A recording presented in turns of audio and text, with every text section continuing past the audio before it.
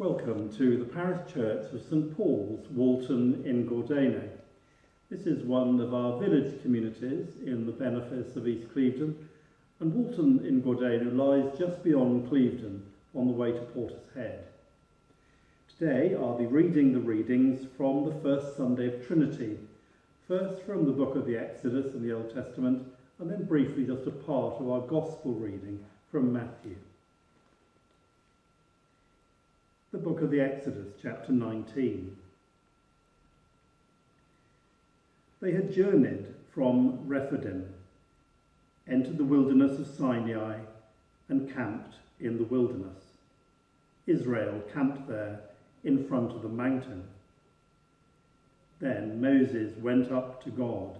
The Lord called to him from the mountain, saying, "Thus you shall say to the house of Jacob and tell the Israelites, you have seen what I did to the Egyptians, and how I bore you on eagle's wings and brought you to myself. Now therefore, if you obey my voice and keep my covenant, you shall be my treasured possession out of all the peoples.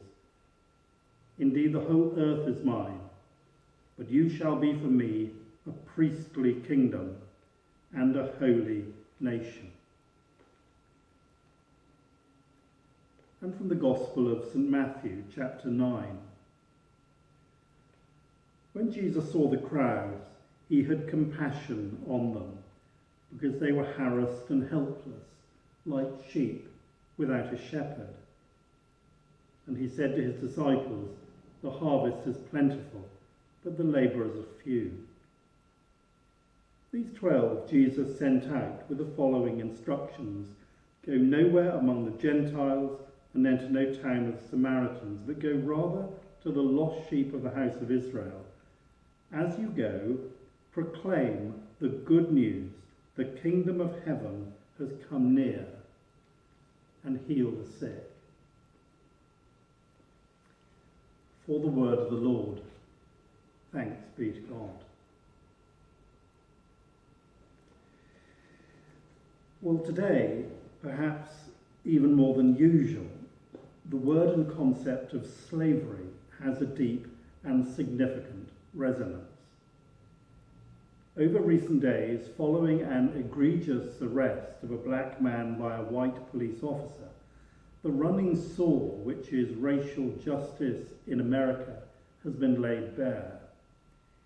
It raises profound questions about justice, liberty, and human rights, especially in this election year in the States. But it's also brought with it a new energy into what we in this country want. What sort of society do we hope for, and who might best represent it? Who might we look to now for inspiration and unity? How might we need to understand our past so that we can see the future? With the COVID-19 accelerator fully pressed to the floor, what might need to change? It's no wonder that the Old Testament is so close to the hearts of the black Pentecostal churches of America and elsewhere, for the people of Israel were themselves enslaved. They themselves were bought and sold, not free to go as they pleased. They too were dispossessed from their homes. They too have a deep story within them of captivity and redemption. As the Christian spiritual has it, "Go down, Moses, way down to Egypt land, and tell old Pharaoh to let my people go." So here in our reading from Exodus, Israel has been miraculously liberated from slavery in Egypt and has come to the Sinai desert and its mountain. There, Moses, their argumentative and fractious leader, hears God's promise that Israel shall be a priestly nation, a holy people for all the world to see. A people of the law with redemption in their souls. They were to be a kind of model for the world to see, a kingdom of God.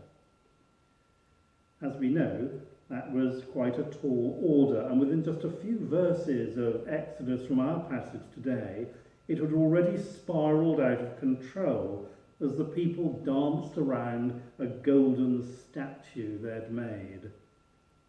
But the concept remained, and central to much of the law was the issue of justice for the poor, the outcast, and the outsider.